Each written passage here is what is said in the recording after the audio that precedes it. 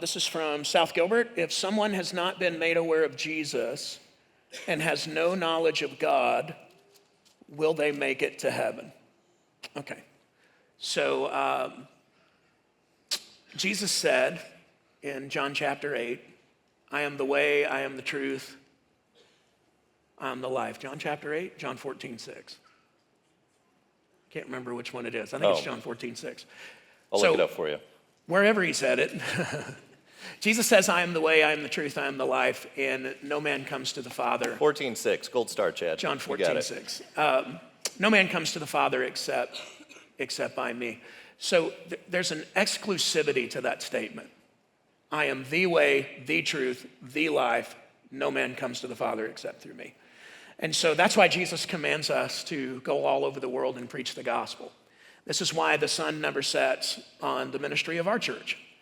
When you go to bed tonight, the sun is rising somewhere, and we're probably sharing the gospel there through missionaries that we support and through partnerships that we have. At the same time, God can be trusted.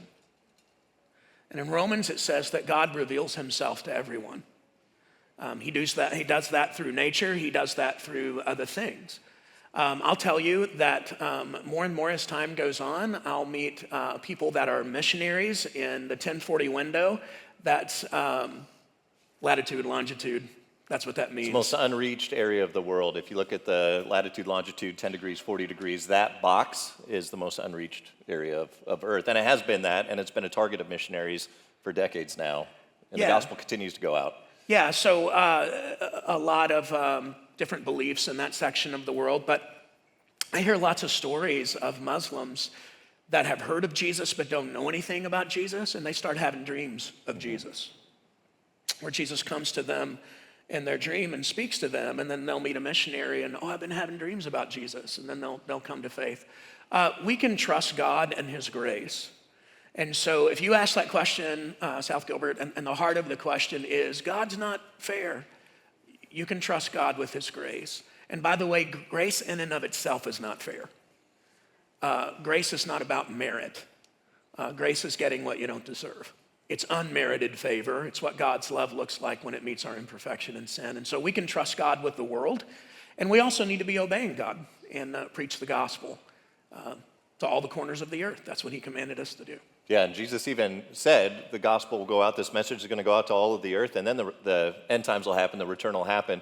What I find fascinating, in our lifetime, for many of us, the gospel will reach every people group on this planet. There are organizations that have been working together, and we happen to live in the time period when the gospel will reach every people group. The Bible's being translated into all the different dialects. They're finding tribal people with the help of technology and able to translate the Bible quicker into languages that we're just learning.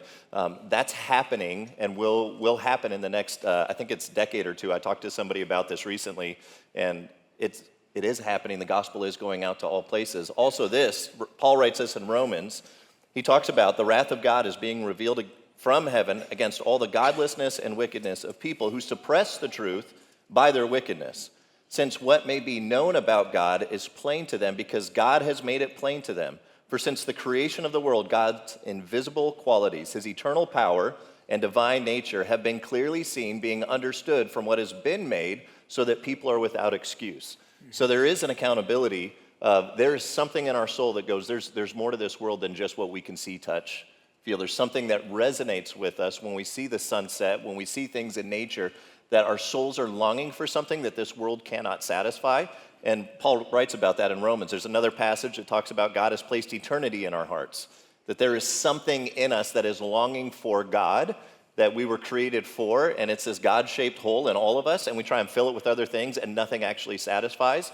And some people have tried, whether it's wealth, whether it's influence, whatever it is, they've tried to fill that void, and it doesn't do it. And so God has placed within us this desire for more. And so there is some accountability, too, to the fact that God has revealed himself just in creation. If you've never heard the name of Jesus, you know that there's something about God. And to Chad's point, I don't know how all that works out in distant tribes and peoples and all of that, but I trust God with it. And I think we can trust God too. And at the same time, we can be about the business of helping more people meet, know, and follow Jesus.